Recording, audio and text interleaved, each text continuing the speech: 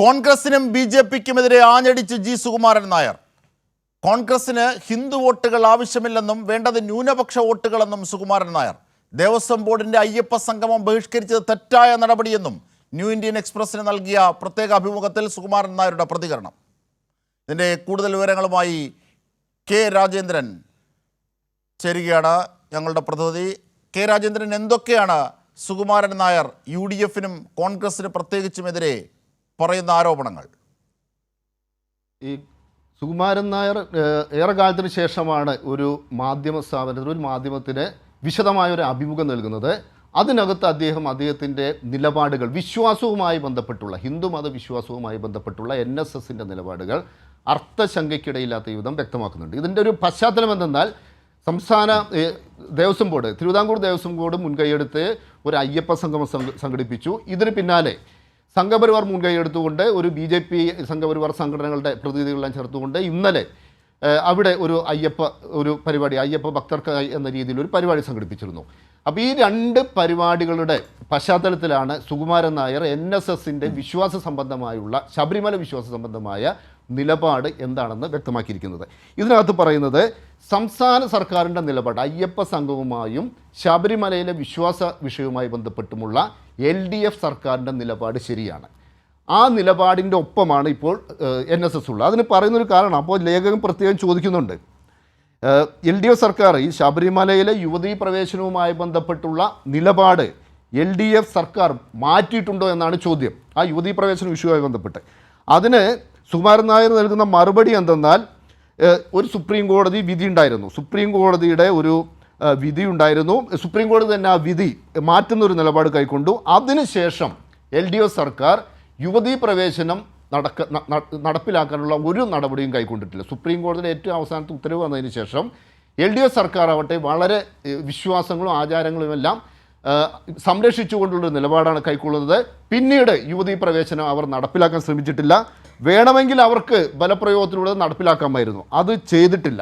അതേസമയം മറ്റൊരു ചോദ്യം സുകുമാരൻ നായർ ചോദിക്കുന്നുണ്ട്, ഈ വിഷയത്തിൽ BJPയും കോൺഗ്രസും എന്ത് നിലപാടാണ് കൈക്കൊണ്ടത്? കേന്ദ്രത്തിൽ BJP സർക്കാരാണ്.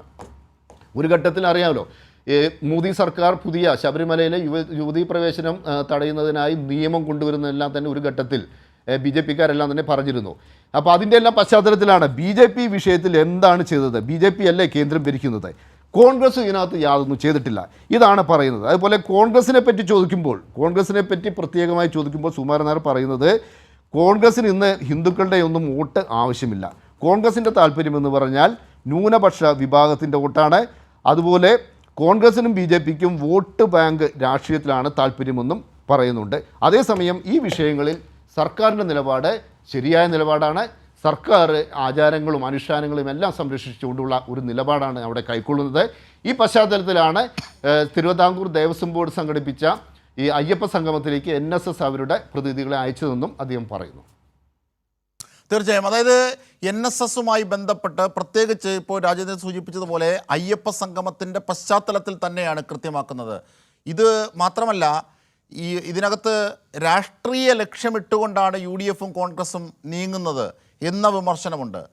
ഈ അയ്യപ്പ സംഗമത്തിൽ, അതായത് തിരുവിതാംകൂർ ദേവസ്വം ബോർഡ് അയ്യപ്പ ഭക്തരുടെയും ശബരിമലയുടെയും വികസനം ലക്ഷ്യമിട്ട് മുമ്പോട്ട് വെച്ച അയ്യപ്പ സംഗമത്തിൽ കോൺഗ്രസ് പങ്കെടുക്കാതിരുന്നത്, കോൺഗ്രസ് ബഹിഷ്കരിച്ചത് തെറ്റാണെന്നും സുകുമാരൻ നായർ പറയുന്നു, NSS പറയുന്നു, അല്ലേ രാജേന്ദ്രൻ? തീർച്ചയായിട്ടും. അതായത് BJPക്കും കോൺഗ്രസിനും ലക്ഷ്യം രാഷ്ട്രീയമാണ്, അവരുടേത് ഒരു വോട്ട് ബാങ്ക് രാഷ്ട്രീയമാണ്. എന്നാൽ സർക്കാരിൻ്റേത് ഈ വിഷയത്തിലെ ഒരു സത്യസന്ധമായ നിലപാടാണ്.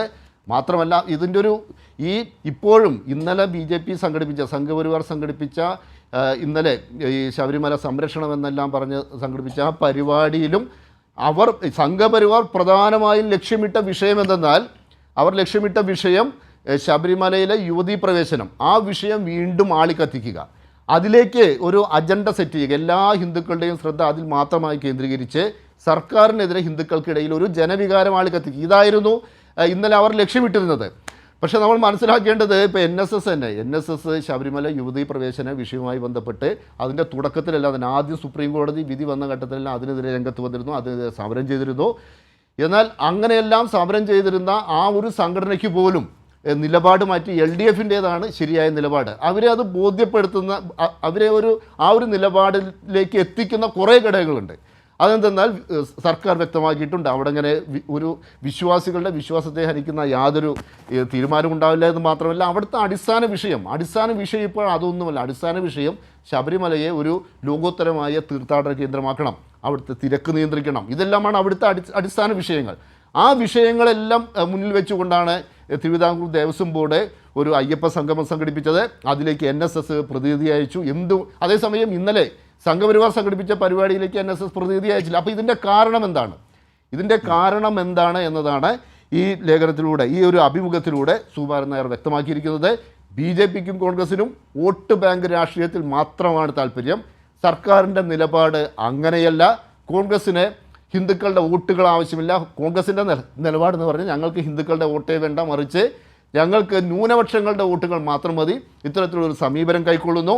BJP ആണ് കേന്ദ്രം ഭരിക്കുന്നത്. പക്ഷേ നേരത്തെ ഇവർ പറഞ്ഞതുപോലെ ശബരിമലയിലെ യുവതീ പ്രവേശനം പൂർണ്ണമായും വിലക്കാനുള്ള നിയമനിർമ്മാണം അതൊക്കെ ഇവർക്ക് വേണമെങ്കിൽ കൊണ്ടുവരാമായിരുന്നു. പക്ഷേ ആ കാര്യത്തിലൊന്നും കേന്ദ്ര സർക്കാർ ചലിച്ചിട്ടില്ല.